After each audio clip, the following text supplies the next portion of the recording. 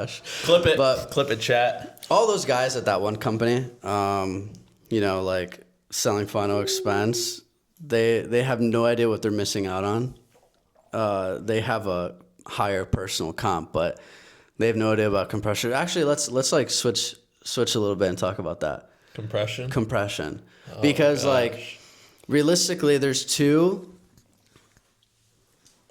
types of environments that you could be in, and I'll let you guys decide what environment you want to be in. So there's the type of environment where you do start off at a higher comp, but keep in mind you're only getting a 9% advance, not a 12, because the business that you write is so shit that it historically it does not. Yeah, 9 You're month also advance. capped on how much you can make. Yes, and the biggest reason for that is because the way that your back end is set up is that the insurance companies don't trust your IMO enough to be able to front the whole commission because the business you guys write does not stick, which is final expense business.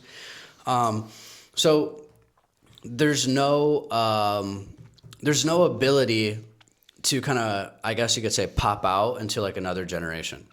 And so literally there's two environments. There's one environment to where your trainer, your mentor, your leader, your upline does not want to promote you because that will lessen the gap of how much that they can override you.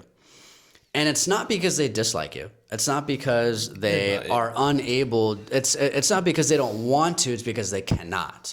Because your upline has an upline. And that upline's, depending on where you're at in the generations, you're capped at 140. So if one guy's at 140, he wants to earn a 20% spread on this guy's leg, so he's going to have you at 120. Well, that guy wants to earn a 20% spread, so he's going to be at 100, and the other guy's going to be at 80. So if you come in and your upline's at 80, bro, you guys already flank. You're not getting promoted. The guy at 100 is not going to want to promote the guy to 100 because then he makes no money off of him anymore. The guy at 100, the guy at 120 is not going to want to promote the guy at 100 to 120 because he's not going to make money off him anymore. Mm-hmm. And so you're literally in an environment where they purposely want to keep you down to try and stop compression. Eventually it's going to get to the point where relationships are getting deteriorated and people are just like, I need to get promoted or I'm going to leave. And then it's like, okay, all right, fine. I'll move you from 100 to 110. So now your upline's at 120, you're at 110. I just gave up half of my ability to override your whole entire business. But you for sure will never be at 120 because if I put you at 120 and I'm at 120, I now earn nothing from your business. Maybe a little bonus, maybe. And that's if you hit those numbers, right? Yeah. That's not a guaranteed bonus. You have to. Mm-hmm. Those are like performance bonuses. Yep. Versus an environment where I'm at 80 and I want to promote you to 80 because then you go into my first generation and I'm going to override your whole entire business 18%. Mm-hmm. And I want to do that as many freaking times as I possibly can because I want as many independent guys that can just go run their own franchise, run their whole own agency. So I'm incentivized to make sure you make as much money as possible so that I can override you, basically. Like, that might sound bad, but it's like I make more money if you make more money. Literally. So I want to help you make as much freaking money as I possibly can. And a lot of guys don't even understand that because it's not told to you on purpose.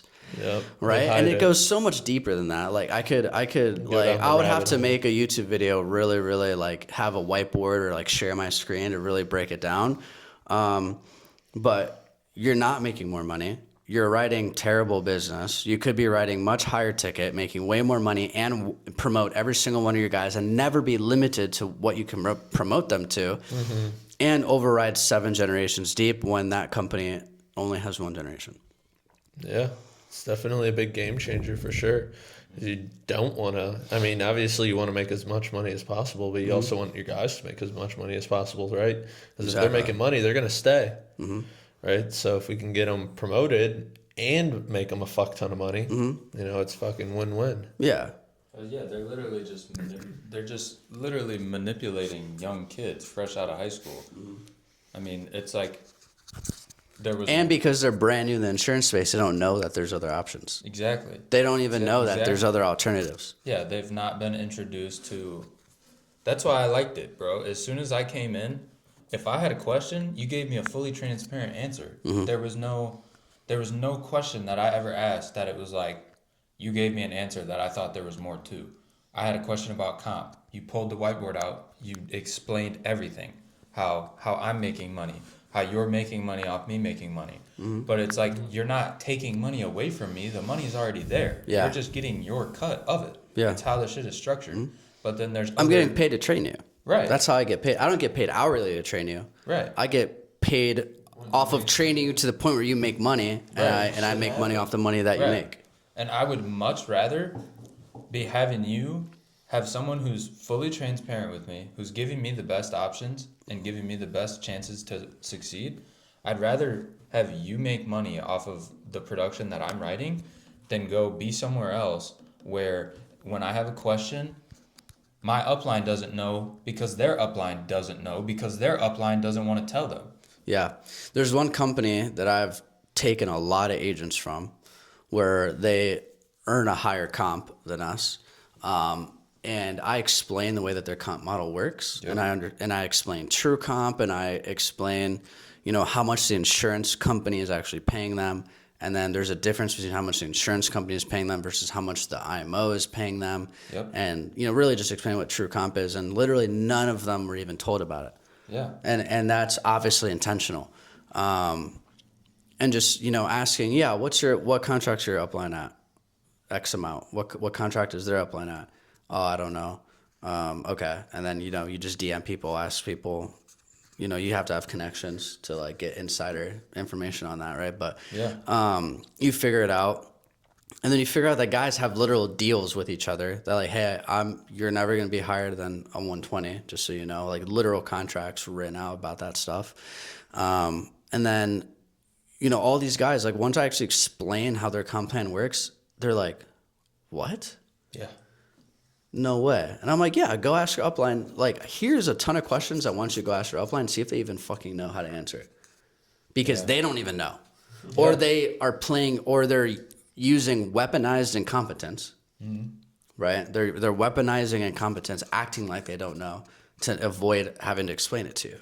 Yeah, like talking to Arthur about his transition from Fucking Arthur. one company to ours. I mean, it's exactly what happened to him. He is a young kid, so you're coming out of high school and they are giving you next day pay when those policies are issued. When you're 17, 18, 19 years old and you're writing a policy and you're getting paid the next day $600, $700, $800, obviously that's going to incentivize you to just be like, dude, I don't care about any back end stuff, because if I can dial for 10, 11 hours and then next day I'm making $600, $700, $800, that's lit. Because I'm 18, 19, I don't care about that back end stuff. I care about making money as fast as possible. But it's like, and that's where he ended up getting. He ended up getting to the point where he was looking at his commissions. He's like, wait, if my contract is this, if my advance is this, why am I getting paid this? I should be getting paid this. And then that's where those questions started coming, and then he'd ask his upline, and they would never be able to answer his questions. And then the other thing too, with the way that this specific company's comp plan works, is that they have basically two companies that pay out the highest comp. yeah, And this is why that's a bad thing, is you will purposely write a company that you know is worse for the client just because you get paid a higher comp with that company. yeah, Versus like here, all of our companies pay the same comp. They all pay us 100% of the target. So we just take the AP and we get a 12-month advance. So it's literally you just take the AP, times it by 12, and then times it by the contract you're at, and that's it. yeah, With these other companies, you have to, okay, how much does this specific company pay me? And then, this one specific company pays me like 80%. And then I'm going to take that 80%, and then I'm going to multiply it by my contract. And then I'm going to take my contract, and then I'm going to multiply it by 75% because I'm only getting a 75% advance, not 100% advance. And then after that, now this is what I'm at. yeah, Right? And that's the shit part, is that it's like doing algebra to like figure out what your comp should even be. And then even after doing that math, that is not what you're getting paid. Because I looked at all his commission statements and I was like, dude, this shit it's not adding up. And he's like, I know. I've brought this up to my upline so many times, and they don't know how to do it. That like they literally they can't even tell me why this is the number I got paid. Yeah. And the amount of business that these guys write with just these two companies is astronomical. And when you're in the business long enough, you know the differences between the companies. This company would be a much better fit for you. This would be the best company to write for you, but I'm not going to write this company for you because I get paid 80% by them and I get paid 100% with this company. Mm-hmm. And even though this company is worse for you, this company has a 2-year waiting period, this company has this and this and this company is not BBB accredited. This company has super shit back end if you ever have to. Yeah, so like the cost of their insurance is significantly higher here. You're going to pay more at this company. I'm going to write this company for you instead because I get paid more from it. Mm-hmm. Versus being somewhere where literally every single company pays you the same comp. Yeah, because then it gets down to a point where it's like, okay, if I have X company and I have Y company, I'm going to get paid 100% through Y, and I'm only going to be getting paid 80% through X. But you have a 2-year waiting period, or you have 1-day coverage or day 1 coverage. If that's the only difference, they're incentivizing them to literally put people into these policies that they're on 2-year waiting periods. The families are going to get fucked over. That's fine. They can keep doing that because I flip those policies all day long. Oh, yeah. Or at least when we were doing final expense, we were flipping all their policies. Mm-hmm. And it's just like, we're doing the best thing for the client. We're saving you money, giving you more death benefit, and we're taking away your 2-year waiting period. Yeah. And they're literally using coercion tactics to get these people into policies. Like the thing that you were like, oh, well, if you cancel this policy, you're going to get XYZ amount on your credit check. That is literally fucking insane. That is kind of crazy. Yeah. They lie. Yeah, they lie to their clients to say that they're going to be penalized or have to pay a fee to cancel their policies. Right. And then, whenever I come across clients that literally say some shit to me, first of all, I'm like, wow, that is super against compliance. Who is your agent? What was his name? Okay. Yeah, we're going to report him. So we'll definitely report his ass. And then the second thing is, let's just jump on a 3-way call and let's call the company together and ask if there is a $500 penalty or fee or bill that you're gonna have to pay to cancel this policy. And then you just get the client on the phone call with the insurance company, and they say, yeah, no, that doesn't exist. Yeah.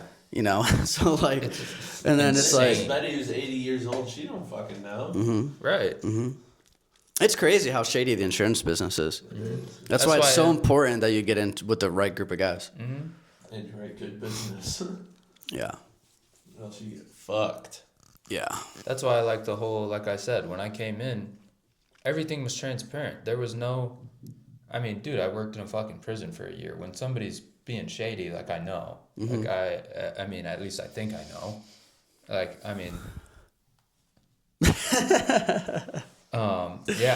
there's one group out there I'd say is pretty shady. Yeah. I'm not trying to get this video taken down or get an email from compliance, so we'll... Yeah. But, yeah, it's like... Literally before I even came in here, I started going through the process of doing the application, watching the intro video. And, I'm in a group chat with Richie. We're texting back and forth for a couple days. I go out with my buddy and I'm talking to him and his dad, and literally they didn't even put the idea in my head. It was something that just a preconceived notion of the whole entire sales industry that I had. I was like, yeah, this is what I'm getting into. I don't really know how it's going to be, just because it's like, I feel like a lot of sales stuff is, you're just scamming people. And you're doing X, Y, Z, trying to put as much money into your pocket. It's a pyramid scam, or it's a pyramid scheme. It's a scam. You're doing this, this, and this. And so I was reserved when I came in, and there was literally nothing that showed me once I, actually was asking questions and was learning about the industry. It was like, oh, so it's literally just there's, 4 bad seeds in the bag, and then the whole crop's fucked. Everybody looks at it like it's all one bad thing. That's insurance right there. Boom. Yeah. In a nutshell. Like, there are really shit agents. There are people that do scam. There are people that are shady. Yeah. And then, people quit. And then they go tell all their friends that insurance doesn't work, insurance is shady, insurance is XYZ. No, you had a shitty upline, or you were just on a team that they just operate that way. Yeah. And that's why it's like, we just try to be as transparent about everything as possible. Right. And like, you know, I'm not afraid to admit that there's certain areas or certain, you know, things that where, you know, we could get better. Right. But like, at least you're going to know that, and you're going to know that like we're actively working on those things. Like we're not a super massive team like some of these other guys, you know. I'm not making like $1 million a month like some of these other guys are, but like, Yeah, we're going to get there the right way though. No, yeah. I mean, Alex Hormozy talked about in one of his videos that I watched the last week. It was, you know, a lot of these people, you know, they'll try to build out this perfect plan, and they'll have this perfect idea, and then they'll put it in place, and they'll bring all these guys on, and then it fails.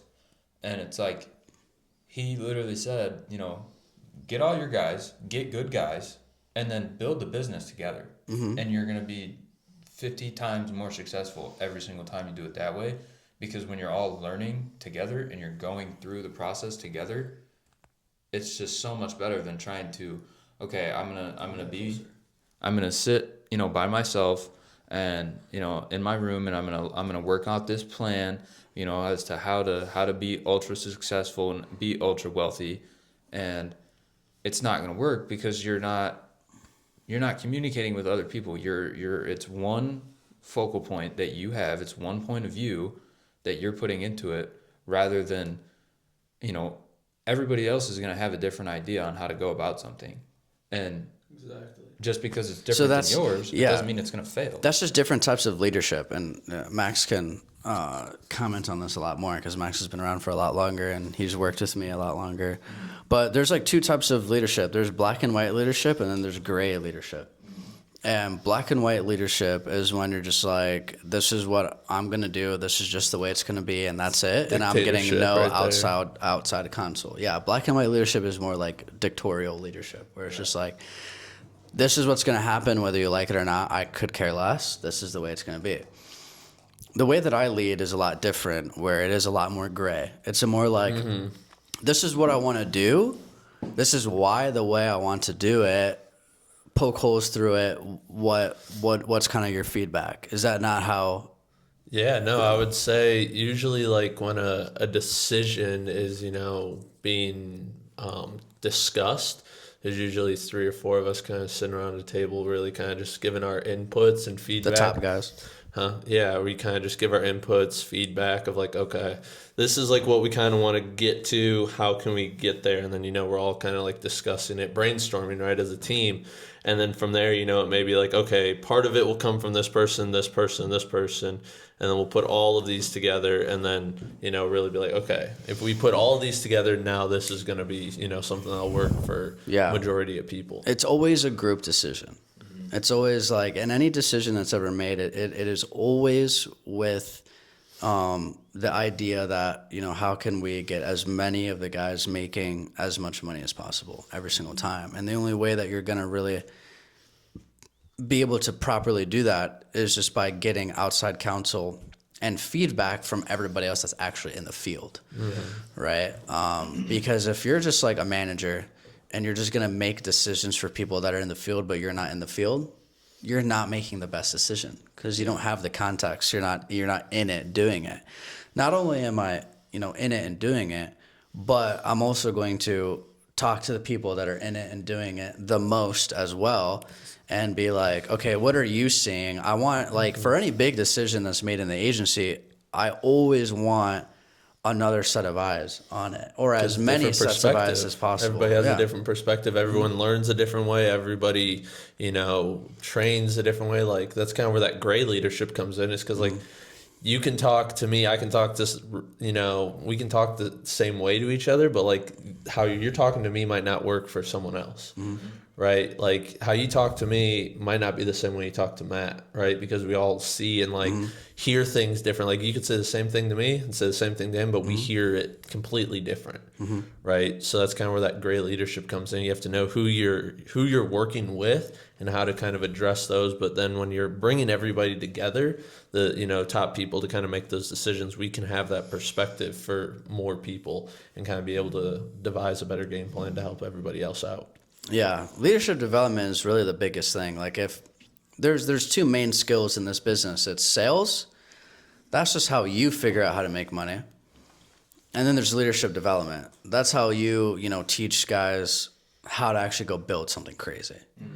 And you have to understand that, because a lot of what ends up happening is that someone will just learn how to sell, and then they're in their comfort zone, and then all they want to do is just keep selling. And you kind of need someone to kind of like push you out of that. Yeah, check them. Check Yeah. your ego a little. Mm-hmm. Push them out. Fire them up a little. Yeah. Instigate some shit. Oh yeah, oh yeah. You got to be a professional instigator in this industry. Yeah, that's how you get people moving. Mario's the best at that. Oh, he's the best at he's that. good at it. Yeah.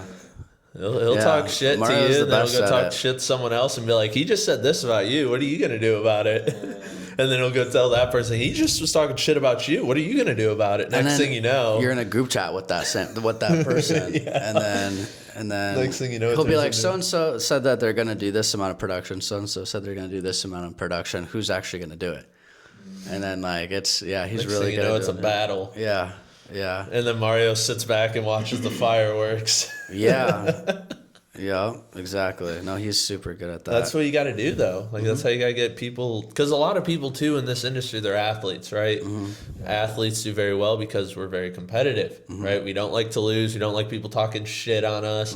We want to prove ourselves every day. And, like, that's literally this. Like, you come in here, you got to prove yourself, right? It's not given to you. Closes aren't lay downs, right? You got to actually put the work and the effort, right? But you're going against somebody that's doing the same thing. You got to be better than them. You want to be better than them, right? And it's the things you do in the off hours too, and the things you do while you're in the office or at home, right? They'll differentiate, and then you'll see at the end of the month who actually did better. Yeah, Numbers don't lie. I love the leaderboards. Numbers don't lie. That's our scoreboard for us athletes. It's like sports and business is literally the same thing. We gave up the scoreboard for money. Exactly. Cash flow is the difference. Now. Yeah, we Cash gave flow up the is our scoreboard freaking for scoreboard. a sales leaderboard. Big whiteboard with names and numbers and money on it. Yeah.